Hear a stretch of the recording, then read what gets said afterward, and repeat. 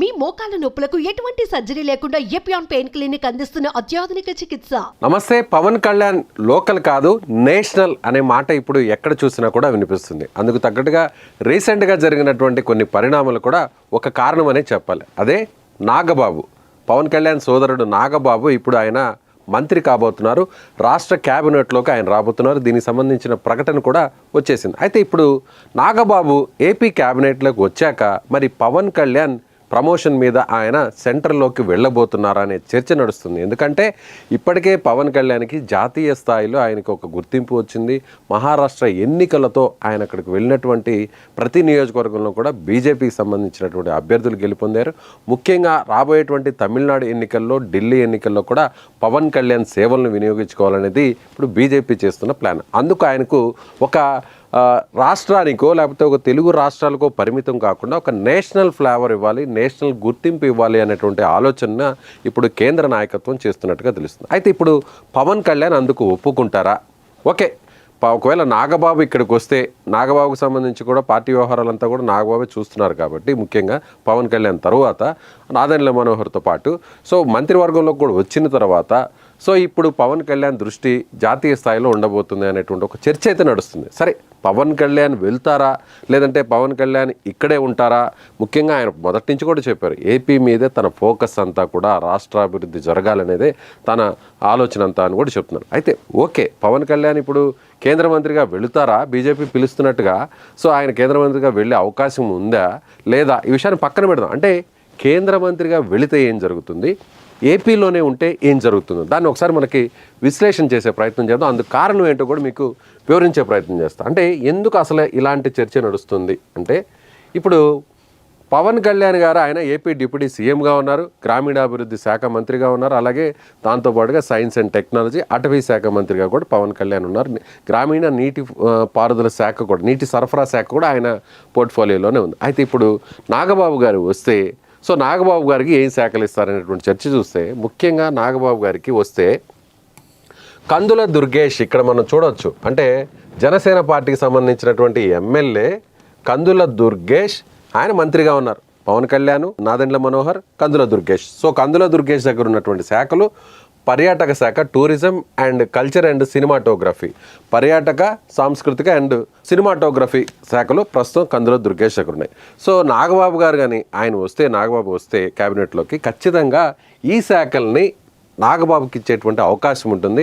అప్పుడు కందుల దుర్గేష్కి ఏ శాఖ ఇచ్చే అవకాశం ఉందని చూస్తే దానికి సంబంధించి కూడా పవన్ కళ్యాణ్ వద్ద ఉన్నటువంటి కొన్ని శాఖలు మనం ఒకసారి పరిశీలించినట్లయితే ఆయన దగ్గర Panchayati Raj, rural development and rural water supply, environment, forest, science and technology, ఈ శాఖలు ప్రస్తుతం పవన్ కళ్యాణ్ దగ్గర ఉన్నాయి. ఇందులో గ్రామీణాభివృద్ధి, గ్రామీణ నీటి సరఫరా, science and technology Pawan Kalyan వద్దే ఉంచుకొని అటవీ శాఖకు సంబంధించినటువంటి శాఖను కందుల దుర్గేష్కి ఇచ్చేటువంటి అవకాశం ఉన్నట్టుగా తెలుస్తుంది. ఈ ఒకవేళ ఖచ్చితంగా, ఎందుకంటే సినిమాలకు సంబంధించి ఆ రంగానికి సంబంధించిన వ్యక్తే నాగబాబు, ఆయన నటుడు, నిర్మాత కూడా కాబట్టి ఖచ్చితంగా సినిమాటోగ్రఫీ అలాగే పర్యాటక శాఖ కూడా ఆయనకి ఇచ్చేటువంటి అవకాశం వెసులుబాటు కనిపిస్తుంది. పవన్ కళ్యాణ్, ఇది శాఖలకు సంబంధించినటువంటి అప్డేట్. ఒకవేళ పవన్ కళ్యాణ్ కేంద్ర మంత్రిగా వెళితే ఏం జరుగుతుంది అనేది ఒకసారి మనం చూసినట్లయితే, పవన్ కళ్యాణ్ గారు ఆయన కేంద్ర మంత్రిగా వెళితే ఫస్ట్ ఏపీ గురించి చర్చించుకుందాం. డిప్యూటీ సీఎంగా ఉన్నారు, పదే పదే చంద్రబాబు గారి నాయకత్వాన్ని సమర్థిస్తున్నారు, ప్రతి సభలో కూడా ఆయన పొగుడుతున్నటువంటి పరిస్థితి. మీ నాయకత్వంలో పనిచేయడం గర్వంగా ఉంది. మీకు పూర్తి స్థాయిలో జనసేన పార్టీ మన ప్రభుత్వానికి పూర్తిగా మద్దతు ఇస్తుందంటూ కూడా పదే పదే పవన్ కళ్యాణ్ గారు చెప్తున్నారు. ఇటీవల జరిగినటువంటి సభలో, సమావేశాలు కూడా ఆయన విషయాన్ని చెప్పారు. పవన్ కళ్యాణ్ గారు ఇక్కడ ఉంటే ఫస్ట్ పార్టీ నిర్మాణం జరగాలి. 21 మంది ఎమ్మెల్యేలు, 2 ఎంపీలు మాత్రం ఇప్పటివరకు గెలిచారు. 175 మందిలో పొత్తులో భాగంగా తీసుకున్నటువంటి స్థానాల్లో 100% స్ట్రైక్ రేట్ వచ్చేసింది. అంటే 100% విజయాన్ని సాధించారు. అయితే ఇప్పుడు మిగిలినటువంటి రాబోయేటువంటి ఎన్నికల నాటికి పార్టీని బలోపేతం చేసుకోవాలి. ఇప్పుడిప్పుడే పవన్ కళ్యాణ్ గారి ఇమేజ్ చాలా ఎవరు ఊహించినంత విధంగా ఆయన గ్రాఫ్ పెరుగుతోంది. ఎందుకంటే ప్రతి సందర్భంలో ఆయన ఎక్కడ కూడా చాలా స్ట్రైట్గా ఉన్నారు, నిజాయితీగా ఉన్నారు. రాజకీయంగా ఎక్కడ కూడా ఆయన రాజకీయ జిమ్మిక్కులు ఆయన ఎక్కడ కూడా చేయట్లేదు. సో ఇటీవల జరిగినటువంటి కొన్ని పరిణామాలు చూసాం. దాచేపల్లి పల్నాడు జిల్లాలో జరిగినటువంటి అక్రమ భూములకు సంబంధించి ఆయనే అక్కడ నేరుగా ఆకస్మిక విజిట్ చేశారు. అదేవిధంగా కాకినాడలో కూడా బియ్యం అక్రమ రవాణాకు సంబంధించినటువంటి అంశాన్ని కూడా ఆయనే తెర మీద తీసుకొచ్చారు. అదేవిధంగా సోషల్ మీడియాలో పోస్టులు పెట్టి మహిళలను కించపరిచే విధంగా మాట్లాడేటువంటి వారి గురించి కూడా ఆయనే ప్రస్తావించారు. సో ఇవన్నీ కూడా చూస్తే పవన్ కళ్యాణ్ డైరెక్ట్గా ఒక అంశాన్ని లేవనెత్తుంది, అది దాని అంతు చూసేంత వరకు కూడా వదిలిపెట్టరు అనేది మనకి ఇప్పుడు స్పష్టమైంది. అప్పుడు పవన్ కళ్యాణ్ ఏపీలోనే ఉండి ఆయన మంత్రిగానే ఉండి డిప్యూటీ సీఎంగా ఉంటే పార్టీ నిర్మాణం మీద ఇప్పుడు ఫోకస్ పెట్టాలి. చాలామంది ఇటీవల ఎన్నికల తర్వాత కూటమి ప్రభుత్వం అధికారంలోకి వచ్చిన తర్వాత తెలుగుదేశం పార్టీ కంటే కూడా జనసేనలోకే వలసలు ఎక్కువగా వస్తున్నాయి. వైసీపీ నుంచి వచ్చేటువంటి వారందరూ కూడా ముందు జనసేన పార్టీ వైపే చూస్తున్నారు. ఎందుకంటే తెలుగుదేశం పార్టీ దశాబ్దాల నుంచి ఉంది, సో అక్కడ ఫుల్గా అకామిడేషన్ జరిగిపోయింది. కానీ జనసేన పార్టీకే ఇప్పుడు చాలా స్థానాలు ఖాళీగా ఉన్నాయి. నాయకత్వానికి సంబంధించినటువంటి పూర్తి నాయకులు తీసుకోవాల్సినటువంటి ఆవశ్యకత ఉంది. అందులో భాగంగానే పార్టీ నిర్మాణాన్ని ఆయన ఇక్కడే ఉండి చేసుకోవాల్సినటువంటి అవసరం ఉంది. వచ్చే ఎన్నికల నాటికి ఇదే 21 స్థానాల్లో పోటీ చేయాలని లేదు. గ్రాఫ్ ఇప్పటికీ పెరుగుతోంది కాబట్టి, సో పాజిటివ్ అంశాలన్నీ కూడా జనసేనకే కలిసి వస్తున్నాయి కాబట్టి వచ్చే ఎన్నికల నాటికి 50కి వెళ్ళొచ్చు, 70కి వెళ్ళొచ్చు. అప్పుడు పరిస్థితులను బట్టి లేదా సింగిల్గా అయినా పోటీ చేస్తారు, లేదా అది వేరే విషయం. అయితే పార్టీ నిర్మాణాన్ని మాత్రం బలపరచుకోవాలి. వచ్చేటువంటి పంచాయతీ ఎన్నికల నాటికి, ఎంపీటీసీ జెడ్పీటీసీ ఎన్నికల నాటికి జనసేనకు కూడా ఎవరు ఊహించిన విధంగా సంఖ్యాబలాన్ని గ్రామ స్థాయిలో పెట్టుకోవాలి. కింద నుంచి కూడా కార్యవర్గాన్ని రెడీ చేసుకోవాలని ప్లాన్ ఖచ్చితంగా ఉంది. కాబట్టి ఆయన ఇక్కడే ఉండి ఏపీలో ఆయన గ్రాఫ్ని పెంచుకుంటూ ఏపీ మినిస్టర్గా, డిప్యూటీ సీఎంగా ఇక్కడే ఉంటే పార్టీకి సంబంధించినటువంటి నిర్మాణం పెరుగుతుంది. అదే కేంద్రంలోకి వెళ్ళారనుకుందాం, కేంద్ర మంత్రిగా ఆయనకి ఆపర్చునిటీ ఇచ్చింది జాతీయ స్థాయిలో అనుకున్నాం. సో ఇప్పుడు పవన్ కళ్యాణ్ అందరూ కూడా ఏమనుకున్నారంటే సీఎం అని అందరూ కూడా భావించారు, పవన్ అభిమానులు, కార్యకర్తలు అందరూ కూడా. అయితే ఇక్కడ సెకండ్ ప్లేస్లో అనేది పవన్ కళ్యాణ్ ఉంటున్నారు. సరే, కూటమి ప్రభుత్వం, చంద్రబాబు ప్రభుత్వం ఆయనకి ఇస్తున్నటువంటి విలువ, ఆయనకి ఇస్తున్నటువంటి హోదా ఎక్కడ కూడా లేదనే చెప్పాలి. ఏ రాష్ట్రంలో చాలామంది డిప్యూటీ సీఎంలు ఉన్నా కూడా, చాలామంది ఇదే విధంగా కూటమి అంతా కూడా కలిసి ఉన్నా కూడా టీడీపీ చాలా హై ప్రయారిటీ పవన్ కళ్యాణ్కి ఇస్తుంది. అయితే అదే నేషనల్లోకి వెళ్తే, సెంట్రల్లోకి వెళ్తే కేంద్ర మంత్రిగా జాతీయ స్థాయిలో పవన్ కళ్యాణ్కి ఒక గుర్తింపు వస్తుంది.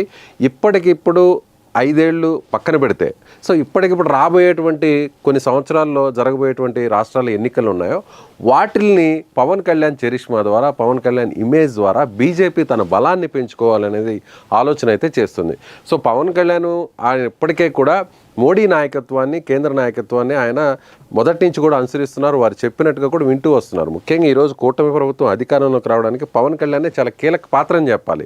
సో బీజేపీ పెద్దలను ఒప్పించారు, టీడీపీతో పొత్తుగా ఆయన ఓకే చేయించారు. సో ఆయనే ముందుకొచ్చి టీడీపీతో పొత్తు పెట్టుకుంటున్నట్టుగా ప్రకటించారు రాజమండ్రి జైలు బయట. సో ఇవన్నీ కూడా చూస్తే పవన్ కళ్యాణ్ వేసే ప్రతి అడుగు కూడా చాలా కీలకంగా, చాలా ఆలోచనాత్మకంగా ఉందనే చెప్పాలి. మరి పవన్ కళ్యాణ్ బీజేపీ పెద్దలు చెప్తున్నట్టుగా కేంద్ర మంత్రిగా వెళుతారా, లేదంటే ఇక్కడే ఉండి డిప్యూటీ సీఎంగా పార్టీ నిర్మాణాన్ని బలపరుస్తారంటే ఎక్కువ శాతం మాత్రం పవన్ కళ్యాణ్ ఏపీలోనే ఉండాలి, ఏపీ డిప్యూటీ సీఎంగానే ఉండాలి, మంత్రిగానే ఉండి పార్టీ నిర్మాణాన్ని ఆయన పూర్తి స్థాయిలో బలోపేతం చేయాలనేటువంటి వాదన అయితే వినిపిస్తుంది. మరి చూద్దాం, రాజకీయాల్లో ఏదైనా జరగచ్చు. బీజేపీ పెద్దలు పవన్ కళ్యాణ్ ఒప్పించి కేంద్రానికి ఆయన ప్రమోషన్ ఇచ్చి తీసుకెళ్లేటువంటి పరిస్థితి ఉంటుందా, లేదంటే ఇక్కడే ఉండేటువంటి అవకాశం ఉందనేది చూడాలి.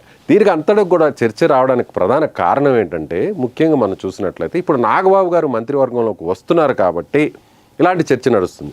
ముందు కూడా ఎన్నికలకు ముందు కూడా పవన్ కళ్యాణ్ పిఠాపురంలో ఎమ్మెల్యే అభ్యర్థిగా పోటీ చేస్తారా, లేదంటే కాకినాడ ఎంపీగా పోటీ చేస్తారా? కాకినాడ ఎంపీగా పోటీ చేసి ఎంపీగా గెలిస్తే కేంద్ర మంత్రిగా ఆయనకి అక్కడ జాతీయ స్థాయిలో ఒక గుర్తింపు వస్తుందని ఆలోచించారు. ఇక్కడ ముఖ్యమంత్రిగా చంద్రబాబు ఉంటారు కాబట్టి. కానీ వాటన్నిటిని ఆయన పక్కన పెట్టి తనకు ఏపీలోనే ఉండాలి, ఏపీ ప్రజలకు సేవలు అందించాలనేటువంటి ఉద్దేశంతో తాను ఎమ్మెల్యేగా పోటీ చేస్తున్నానని చెప్పి మరి పోటీ చేసి భారీ మెజార్టీతో గెలిచారు పవన్ కళ్యాణ్. మరి మీరేమనుకుంటున్నారు?